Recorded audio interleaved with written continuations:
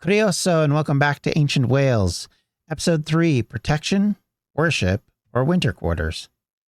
As we reach the Iron Age, we need to speak to some extent about the enigmatic hill forts that dot the landscape of Britain. These fortifications are more than just relics of the past. They are windows into the lives, cultures, and conflicts of the ancient communities. What they are and what they were used for, and what they did, has been something of a question for scholars, archaeologists, and historians for time long past. Hill forts themselves, however, emerged during the Late Bronze Age, becoming prominent in the Iron Age between 800 BCE and 43 CE, around the time of the Roman conquest. These fortified sites often were perched on elevated terrain. Sometimes this was a natural elevation, be it through mountain or through hill, or possibly reuse of Bronze Age burial mounds. However, they also could reflect a site that was built up by the local community and created from scratch, especially in areas where there isn't a natural site for them. They came about because, of course, we think due to social change, technological advancements as iron enters into this period, and increasing competition for resources as populations grew. As historian Toby Driver put it in describing hill forts, quote, "It is generally understood that developments of strongly defended settlements and hill forts began in the latter Bronze Age, but achieved their maximum number during the 6th and 5th centuries BCE. So," end quote. So hill forts began, as I said, in the Bronze Age, which was an era that was perceived as being peaceful, though recent archaeological discoveries may show that this perception may not actually be as accurate as we once thought. There have been instances, such as recently as the last few months, where there was evidence of one group attacking another and cannibalizing themselves on the victims. We don't know enough about it to make a lot of guesses as to what happened. We just know that the bones are broken in a way that would suggest that they were eaten, to put it bluntly. So, what makes them so popular? Why were hill forts starting to grow in use in a way that wouldn't really be seen again until the Romans came and eventually till medieval castles? Literally hundreds of them have been found across the UK, and we're not entirely sure there aren't thousands of them. Since, of course, a lot of places they may have been tilled over, they may have been reused for castles in later periods, or in some cases may have been in populous-heavy sites that at the time may have been a place where there were a few houses and protection, but now exist in cities that are so large that they just couldn't have that territory stay separate, and they were either tilled over or destroyed, or any number of things could have happened to them. Design and construction of these places became much more elaborate as we get closer to the Roman landings. As historian Driver says, the early Iron Age was followed by increasing complexity. During the 4th and 2nd centuries BCE, during this Middle Iron Age, there were changes in how society acted and what was being developed. And there was a growing complexity and ostentation of these defenses and gateways. This developing ostentation was often on a scale that exceeded basic requirements for defense, suggesting a symbolic role for some of the more imposing ramparts, perhaps to reinforce the status of the inhabitants. More recently, such symbolic displays and ostentation have been described under the term monumentality. End quote. Our understanding of the historic version of hill forts mostly comes from a time in late antiquity when Britons began to flee to these areas for protection from a maddening landscape. The other historic record comes from the invading Romans themselves.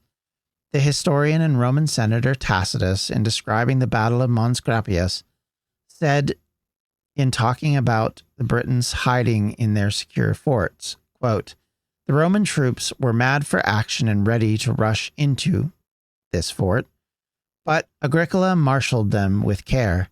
The British army was stationed on higher ground and in a manner calculated to impress and intimidate its enemy.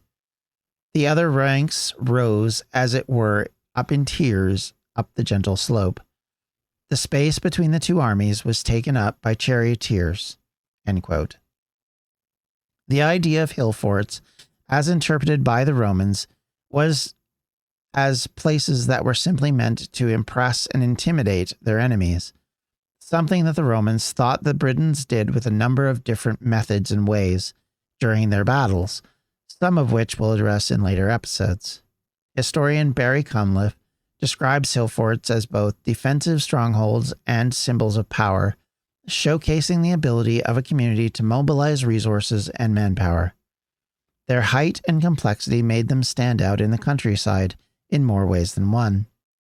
Archaeologist Ruth Taylor says, quote, "They were not just some military structure, but were also centers of trade, governance, and community life, encapsulating the complexities of the Iron Age society."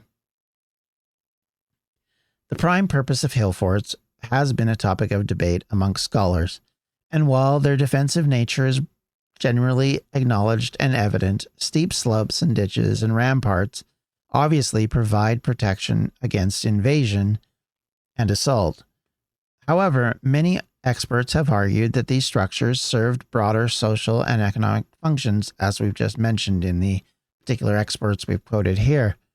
I would also argue that they work like palaces in later periods, or maybe you could use the example of the Motte and Bailey Castle of the Norman periods, which dotted the landscape and acted as both signs of occupation, but also signs of intimidation, as well as being a location for the military to gather and to go out and fight various invasions or rebellions, as the case may be. These hill forts were also areas where administration of territory was likely done. Hill forts were strategically located. They offered natural defenses, and their steep incline and layered ramparts made them difficult to breach. And also, there was complexity in that construction, which made them sincerely hard to build and maintain. Excavations at Maiden Castle in Dorset, for example, one of the largest hill forts in Britain, revealed evidence of violent conflict, including arrowheads and skeletons with traumatic injuries. Earlier historians saw hill forts as outposts built by foreign invaders, likely using the Normans as their examples, with their Motte and Bailey castles. This would probably prove false because they were so ubiquitous across Britain and Ireland. They were technological innovations rather than invasion tools, and it's not clear that all hill forts were even for a defensive purpose. Some definitely served that purpose, as time went on, saw some form of combat during the Iron Age and later Roman invasion. They were truthfully defensive points in the landscape. However, in some cases, it may have been as much about presentation as it was about demonstrating some sort of defensive structure, and modern historians and archaeologists have pushed back against the defensive narrative. These forts often functioned as centers of governance. As you can imagine, chieftains or shamans or druids, take your pick, would be able to assert their authority from these high vantage points. Also, if they were merely defensive outposts, they would not have been something you would settle in over the long haul. You wouldn't need to live in these places, which they definitely did because they built up roundhouses there, and they show occupation over long terms, with remains of granaries and workshops suggesting that they were hubs of production and storage, not just defensive locations. From the outset, hill forts were considered to be strategic machines built to repel attack, with the hill fort engineer judging his tactical aims for the hill fort against the type of attack he would encounter and whether close combat or missile warfare was to be expected. Ramparts and entrances to hill forts were responses to three methods of attack: close combat attack, missile attack, and attack by fire. This was the interpretation of an archaeologist by the name of Avery, who was looking at these sites as purely defensive sites. And to him, that is how you interpret them. And that was how you come to understand their position in the landscape and how they work. That the ramparts served two purposes: to repel attack and to be well built within the principles of soil engineering. These themes remained something that were continually used by historians and archaeologists. And right up until the last couple of decades, this was the interpretation of all hill forts. And it is something that changes over time and is something that has to almost be forced upon people to consider that there might be other reasons for these sites to be used and other ways that they might be used. Obviously, hill forts are going to have a sense of awe and wonder. They are standing in places where buildings are not being built the way we would consider them modern sites. The largest place you may have ever seen might be a hill fort. That doesn't naturally occur. Much like how, if you go back to the Bronze Age, there are barrows, which are these massive earth mounds, effectively, where burials are built into. You have this construction by humanity that stands out and stands above. And that's part of the reason why Roman military people were mentioning them as being so impressive and intimidating. It wasn't the fact that they were necessarily great at defending people, but it was the fact that they would show this sense of, here's what we did, here's this site that we've made, and look at how we've protected it, and how dare you try to come to it and try to attack it. All of those things would be in the back of the minds of the attacker. And if the sites are built properly, they would definitely work as defenses, and they would definitely work to keep people out.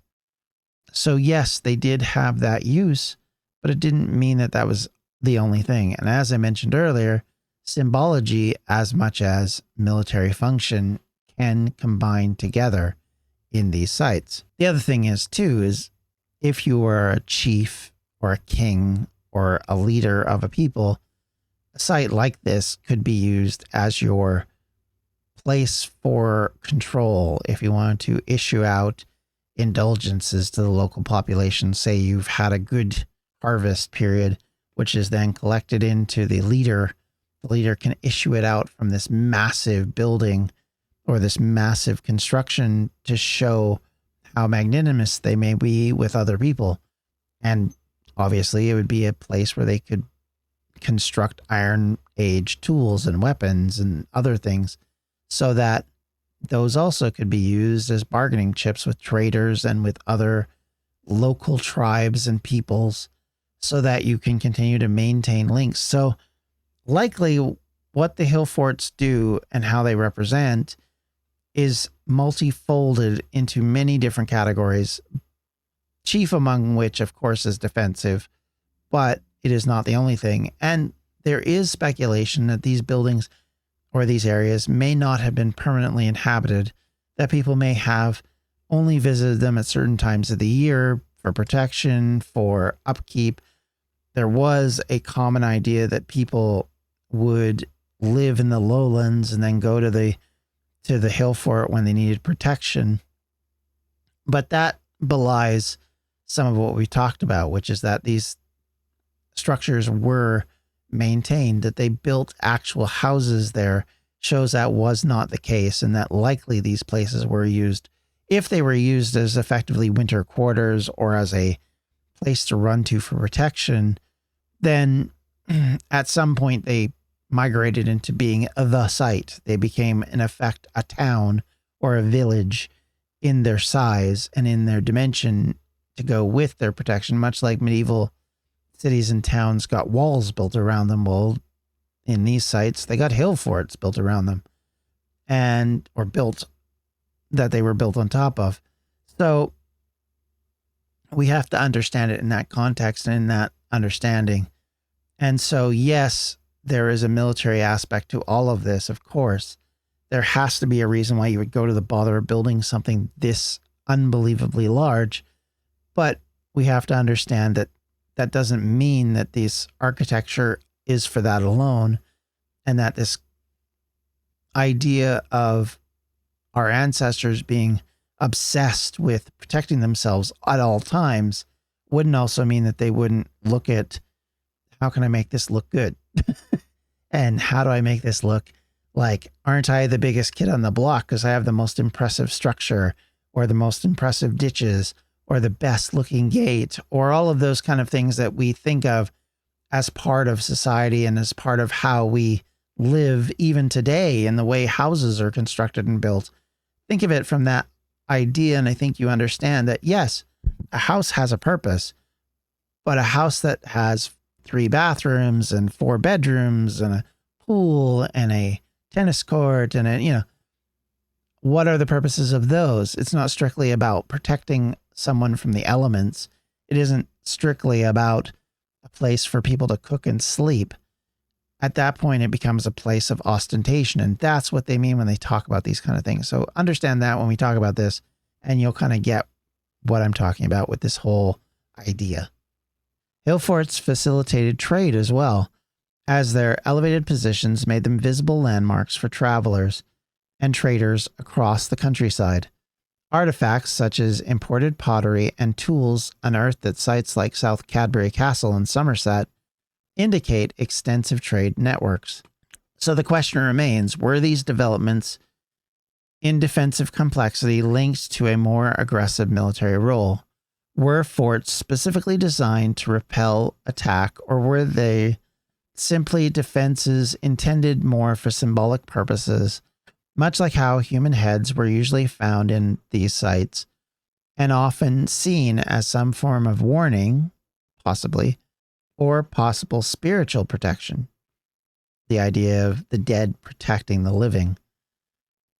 It seems likely that the defensive nature and the symbolism were actually, in fact, inseparable. So, with that in mind, let us turn to some examples. Spanning 47 acres, Maiden Castle in Dorset is a colossal example of hill fort engineering.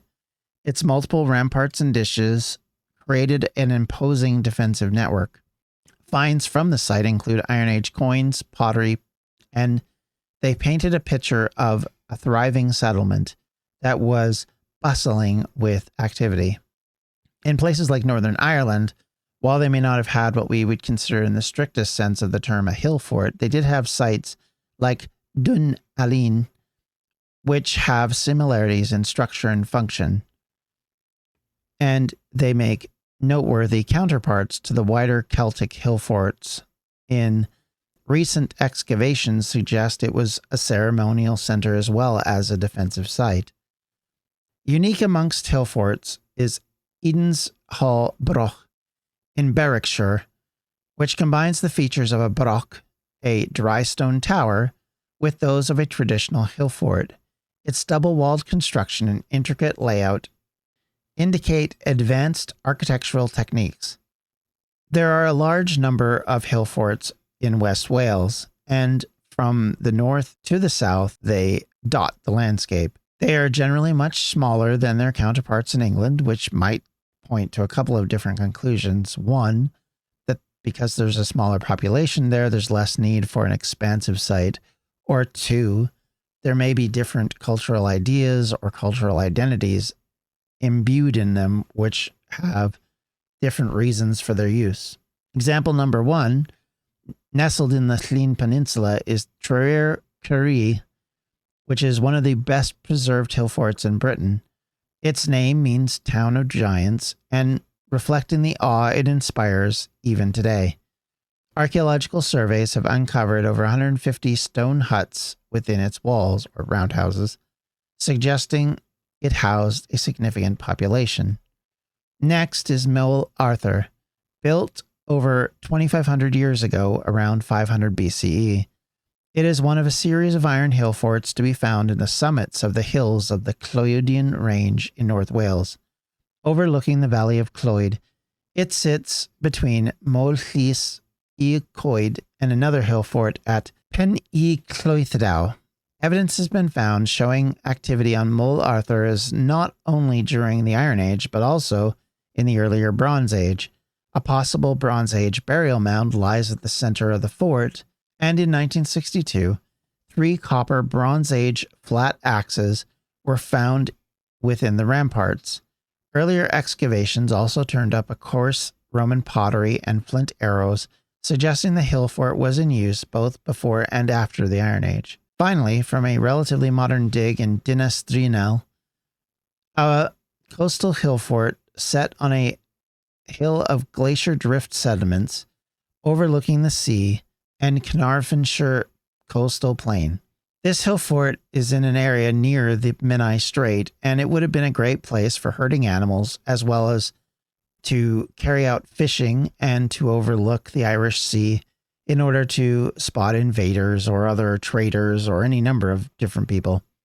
Excavation evidence and radiocarbon dates from the roundhouses indicate Iron Age construction with continued occupation into the Roman period. Also found there is a Roman period lighthouse and a number of Romano-British artifacts, including pottery such as black burnished ware, red Samian ware, and Roman coins, and the stray find of an intaglio, which is an incised gem usually as part of jewelry, though not exclusively so. They would also have imagery that would include symbols, animals, and at times gods. They appear to have been employed across various wealth classes. As Roman Britain fell, the Iron Age hill forts would come back into use, and it is speculated that this was the case at this site. It is thought that the hill fort takes its name from one of the legendary figures in the Mabinogion, Llu Llaw Gyffes. Din in Old Welsh means fort, and lle is short for Llu. There is evidence for a longevity of occupation across the area. This includes things like a Neolithic remains, which have been found immediately south of the hill fort, showing that there was, as I mentioned earlier, continual use at these sites, and something that would be obvious when you have a location which is close to rivers, close to a major water source, or an area where growing and ranching can be carried out relatively easily. The archaeological remains within the hill fort include roundhouses that are particularly well preserved and survived mostly as a result of it being protected by a wind-blown meter of sand, which began to bury the site around 1100 years before today. On the north side of the roundhouse, pits are a shallow ditch which were found sealed by a layer of buried soil which contained a small iron chisel. In the ditch also was a small iron hammerhead, which may be the first tool of its kind to have been discovered in Wales. Its weight, less than 100 grams, suggested that it was used for delicate work. The pits, ditch, and hammer are likely to be contemporary with the occupation roundhouse. It appears that after a period of disuse and abandonment, the roundhouse partially collapsed and was sealed by repeated layers of wind-blown sand over an extended period of time. Next on our list is Castell Henllys Hill Fort.